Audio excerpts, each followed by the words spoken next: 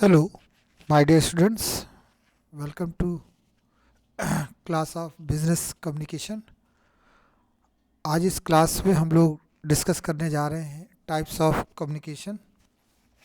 जैसा कि आप लोग पिछले लेक्चर्स में पढ़ चुके हैं कि कम्युनिकेशन क्या होता है, उसके महत्व क्या है, उसके फीचर्स क्या क्या हैं, उसकी इम्पोर्टेंस के बारे में हम लोगों ने डिस्कस किया, उसके क्या क्या फंक्शंस हैं उसके बारे में हमने जाना, उसके कैरेक्टरिस्टिक्स के बारे में जाना और ये भी जाना कि अच्छे कम्युनिकेशन की क्या क्या क्वालिटीज़ होती हैं।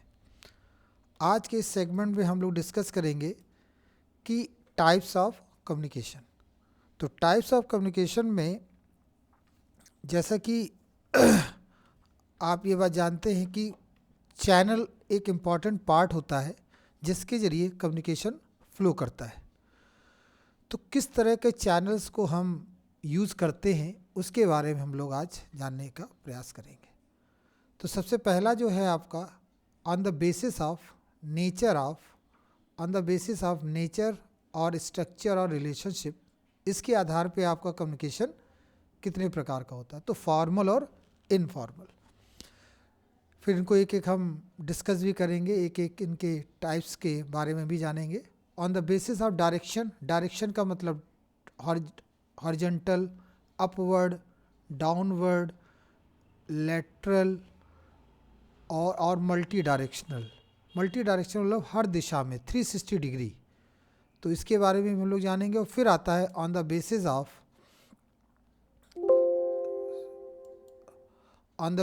ऑफ क्या कहा जाए, मीडिया। तो that is oral, written and non verbal, जिसे हम जेस्चरल फॉर्म भी बोलते हैं। तो सबसे पहला जो आपका आता है दैट इज़ फॉर्मल कम्युनिकेशन। तो फॉर्मल कम्युनिकेशन की अगर हम बात करें तो ऑर्गेनाइजेशन में सबसे ज़्यादा जो पॉपुलर होता है और जो एक्सपेक्ट किया जाता है सभी से, वो है फॉर्मल। अब फॉर्मल का लिटरल मीनिंग अगर हम निकालें तो ऐसा कम्युनिकेशन जिसमें हमें रूल्स, रेगुलेशंस, गाइडलाइंस फॉलो करनी होती हैं, इसीलिए हम इसे फॉर्मल कम्युनिकेशन बोलते हैं। क्योंकि ये रूल्स, गाइडलाइंस अगर होंगी तब वो आपके बिहेवियर को कंट्रोल करेंगी, आपके बिहेवियर को रिस्ट्रिक्ट करेंगी। अदरवाइज़ आप जैसा व्यवहार घर पर करते हैं वैसे ही व्यवहार आप एजुकेशनल फील्ड पर या किसी भी ऑर्गेनाइजेशन में कर सकते हैं। तो उस चीज़ को रोकने के लिए कुछ फॉर्मल कम्युनिकेशन के तरीके बताए गए। तो whatever communication which follow some rules, guidelines, उसे ही हम कहते हैं फॉर्मल कम्युनिकेशन। जैसे वो कहाँ होता है, जैसे ऑर्गेनाइजेशन में हो गया, और आप कह सकते हैं एट स्कूल हो गया। तो आप देखते हैं कि स्कूल और ऑर्गेनाइजेशन, चाहे वो कॉर्पोरेट सेक्टर हो चाहे कोई भी सेक्टर हो, वहाँ पर हमें एक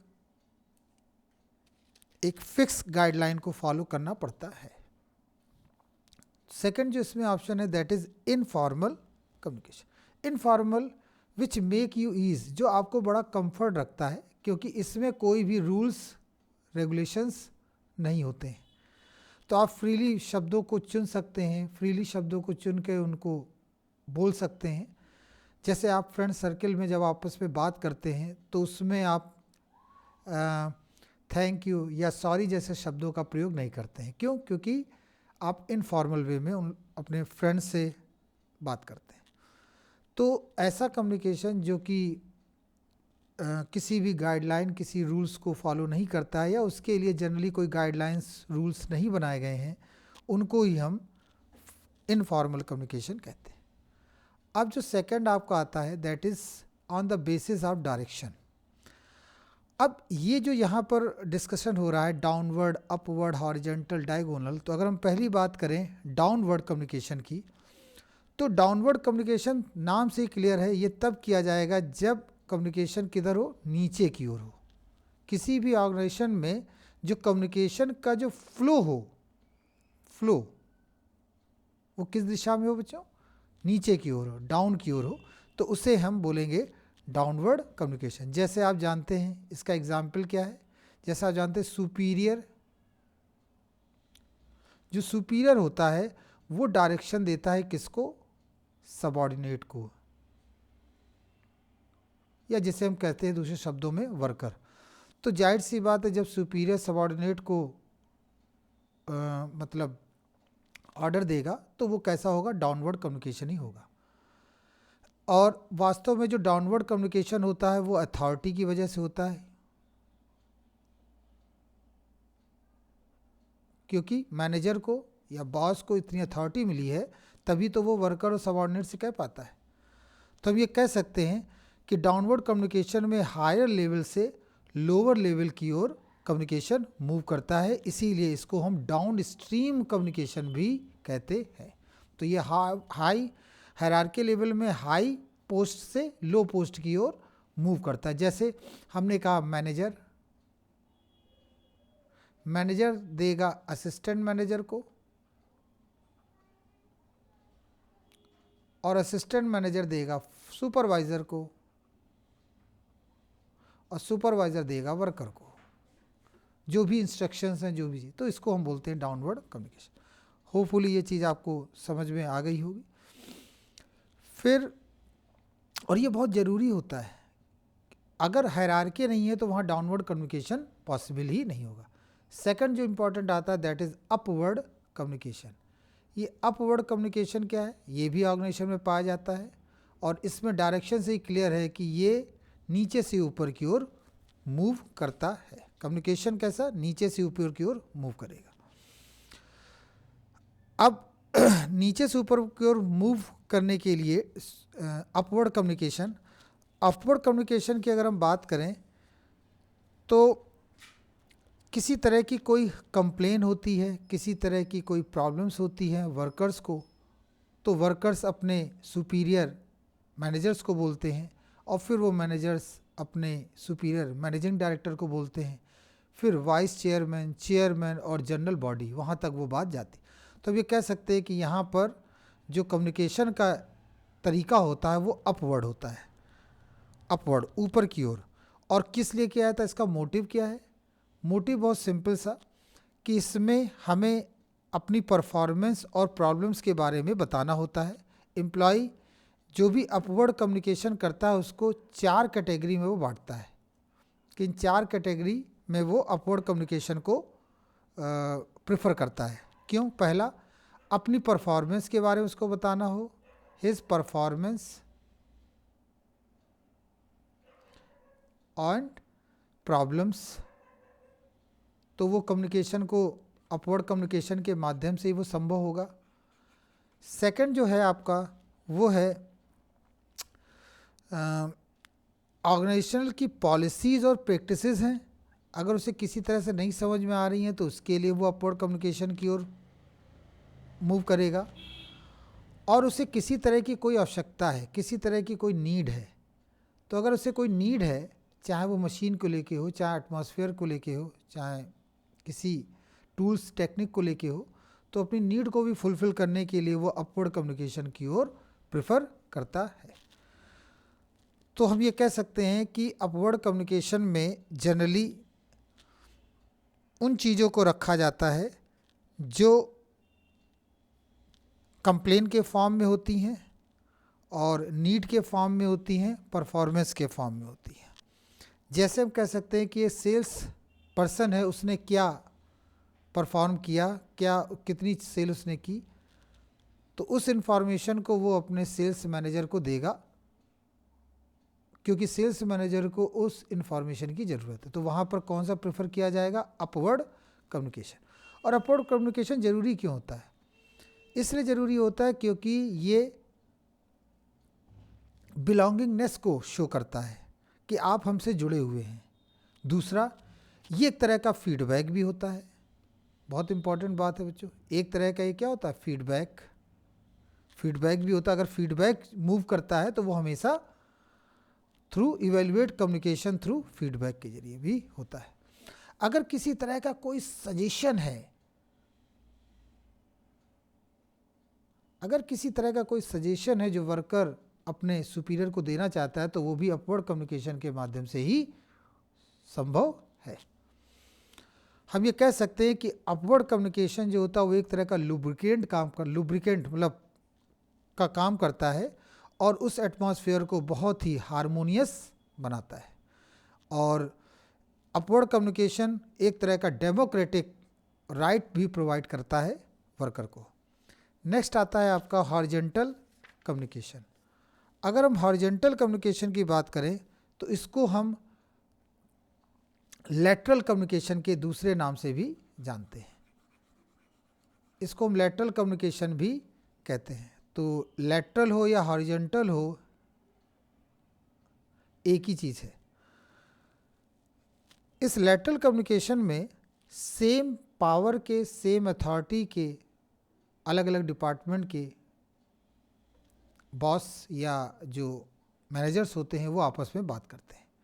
जैसे हम ये कह सकते हैं कि manager of one department and manager of another department, supervisor of one department, हम ये कह सकते हैं जैसे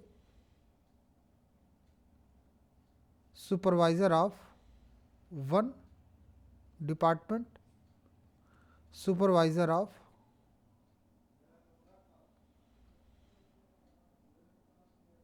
अनदर डिपार्टमेंट, हम ये भी कह सकते हैं। तो जब इस तरह का जो कम्युनिकेशन होता है उसे हम हॉरिजॉन्टल कम्युनिकेशन की कैटेगरी में कहते हैं। और ये विद इन भी हो सकता है और बिटवीन द डिपार्टमेंट पॉसिबल है। बस इसमें ध्यान देने योग्य बात यह है कि जो कम्युनिकेशन होता है वो सेम अथॉरिटी के पर्सन के बीच में होता है। हेनरी फेयोल जो थे उन्होंने हॉरिजॉन्टल कम्युनिकेशन को एज ए ब्रिज और गैंग प्लैंक वर्ड यूज़ किया। हेनरी फेयोल, जो कि आगे आप लोग बच्चों पढ़ेंगे, हेनरी फेयोल ने हॉरिजॉन्टल कम्युनिकेशन को ब्रिज और गैंग प्लैंक के नाम से संबोधित किया। गैंग प्लैंक का नाम से इसको संबोधित किया, जिसमें उन्होंने बताया कि अगर एक डिपार्टमेंट में कोई दिक्कत है और वो चाहता है कि दूसरे डिपार्टमेंट की वजह से उसको दिक्कत हो रही है तो जल्द से जल्द उसको कम्युनिकेट करे with help of horizontal communication. फिर अच्छा, इसमें हॉरिजॉन्टल कम्युनिकेशन में हम रखते क्या क्या चीज़ें हैं? तो हॉरिजॉन्टल कम्युनिकेशन कब किया जाता है? एक तो कोऑर्डिनेशन के पॉइंट ऑफ व्यू से किया जाता है, कोऑर्डिनेशन होता है भाई। एक्सचेंज ऑफ इंफॉर्मेशन होगा, जैसे मार्केटिंग डिपार्टमेंट, सेल्स में मार्केटिंग डिपार्टमेंट और मैन्युफैक्चरिंग डिपार्टमेंट, या परचेजिंग डिपार्टमेंट और मैन्युफैक्चरिंग डिपार्टमेंट के बीच में अगर बातचीत होगी, सेम लेवल पे, सेम लेवल ऑफ हायरार्की पर बातचीत होगी तो उससे क्या होगा? कोऑर्डिनेशन इम्प्रूव होगा। कोऑर्डिनेशन से किसी भी काम की डुप्लीकेसी नहीं होगी और बहुत ही आराम से उन चीज़ों को डिस्कस किया जा सकता है। दूसरा, ज़्यादातर देखा जाता है कि ये जो होता है वो मोस्टली इनफॉर्मल होता है। मोस्टली जो कम्युनिकेशन होता है वो इनफॉर्मल होता है। हॉरिजॉन्टल कम्युनिकेशन क्यों मोस्टली इनफॉर्मेशन? क्योंकि ये स्पीडी होता है, बहुत तेज़ी से स्पीडी कम्युनिकेशन है, तो इसको ज़्यादातर हम इनफॉर्मल कम्युनिकेशन की कैटेगरी में रखते हैं। फिर कॉमन अंडरस्टैंडिंग के लिए भी हॉरिजॉन्टल कम्युनिकेशन किया जाता है। इसके माध्यम से एक तरह की कॉमन अंडरस्टैंडिंग हो जाती है।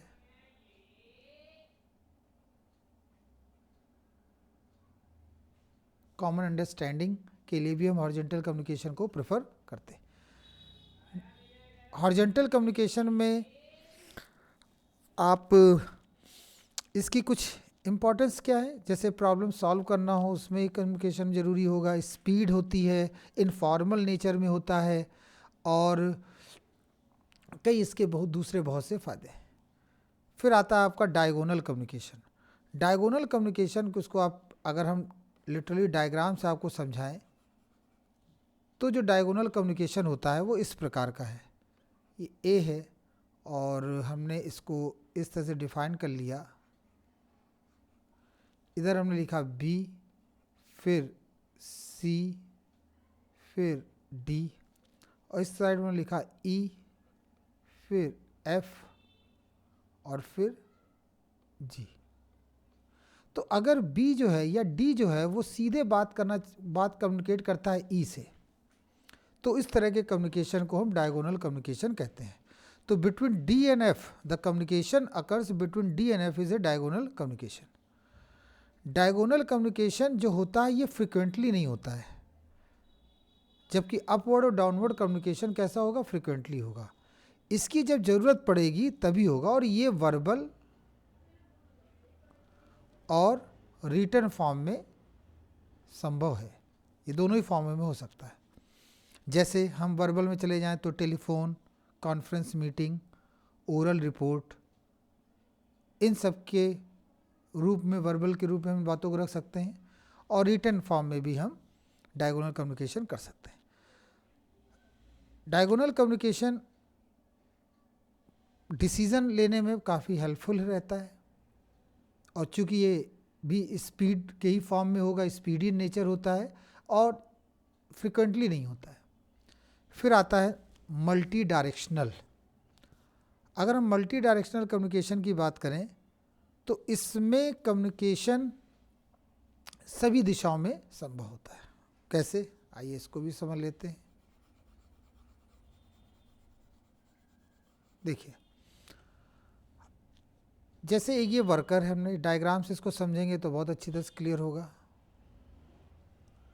और इस तरफ हमने प्रिपेयर कर दिया, इधर भी वर्कर है हमारे, इधर भी वर्कर है और इस साइड भी वर्कर है, और ऑफिसर यहाँ पर है।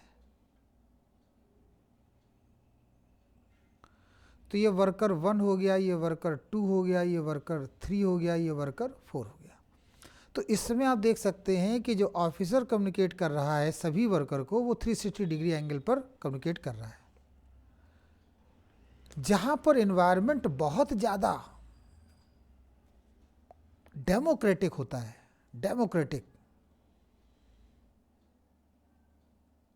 डेमोक्रेटिक एनवायरनमेंट है अगर ऑर्गेनाइजेशन पे, तो वहाँ मल्टी डायरेक्शनल कम्युनिकेशन को प्रेफर किया जाता है, क्योंकि बॉस जो होता है वो अपने को वर्कर से ईजिली बात करता है, अपनी शेयर करता है आइडियाज़ को, फीलिंग्स को, प्रॉब्लम्स को, और वो फ्रीली बात कर पाते हैं। तो मल्टी डायरेक्शनल कम्युनिकेशन की एक सबसे बड़ी विशेषता ये है कि ये कैसा होता है, ये डेमोक्रेटिक नेचर में होता है, और आइडियाज़, फीलिंग, प्रॉब्लम्स, इन सब को वो शेयर कर पाता है।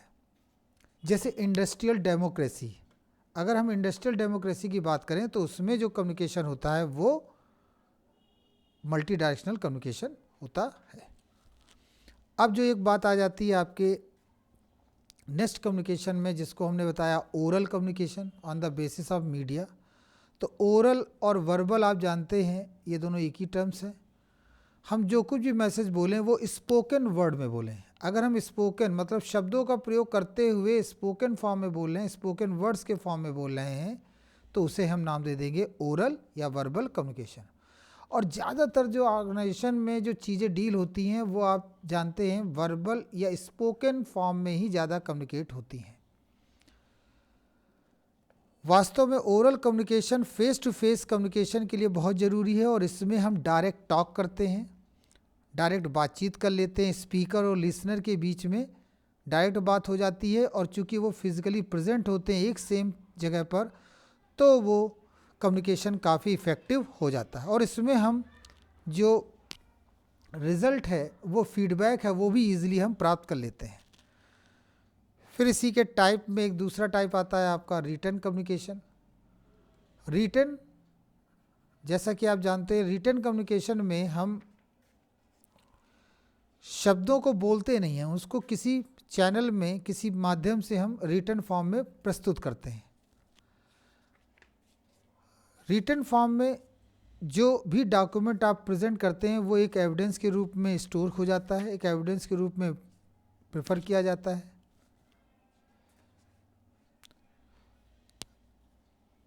और रिटन कम्युनिकेशन को हम फॉर्मल कम्युनिकेशन की कैटेगरी में रखते हैं।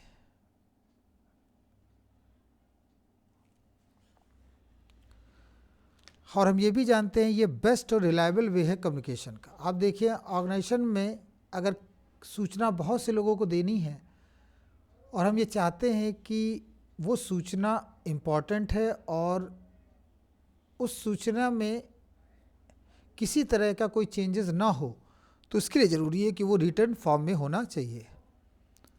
ये बेस्ट सुटेबल मेथड है उस सिचुएशन में जहाँ पर हम सूचनाओं को भेजते हैं एक पर्सन से दूसरी पर्सन पर और वो बहुत दूर है, डिस्टेंटली प्लेस्ड है वो, and records are required to kept in written form, और हमें रिटर्न फॉर्म में ज़रूरी है कि हम उस रिकॉर्ड को बनाए रखें। तो वहाँ हम रिटर्न कम्युनिकेशन में जैसे रिपोर्ट्स हो गया, मैगजीन हो गया, सर्कुलर्स हो गया, मैनुअल्स हो गया, ये सारे के सारे रिटर्न कम्युनिकेशन के ही तरीके में आता है कि इन चीज़ों को हम प्रेफर करते हैं। हालांकि आगे चल के हम इनके बारे में और डीपली पढ़ेंगे। फिर आपका लास्ट में आता है नॉन वर्बल, जिसे हम जेस्चुरल फॉर्म में भी बोलते हैं। नॉन वर्बल कम्युनिकेशन मतलब जिसमें हम साइन लैंग्वेज को यूज़ करते हैं, जिसमें हम अपने प्रेजेंटेशन स्किल्स को प्रेफर करते हैं, जैसे आपका अपीयरेंस कैसा है, आपका बॉडी लैंग्वेज कैसा है, तो आपका आई कांटेक्ट कैसा है, इस तरह के कम्युनिकेशन को हम नॉन वर्बल कम्युनिकेशन में करते हैं। तो वास्तव में जितने भी तरह के जो कम्युनिकेशन थे, टाइप्स थे, वो मैंने आज डिस्कस किए। होपफुली आपको समझ में आएगा, और मैं नेक्स्ट वीडियो में कुछ और इम्पॉर्टेंट बातों को डिस्कस करेंगे। Thank you very much.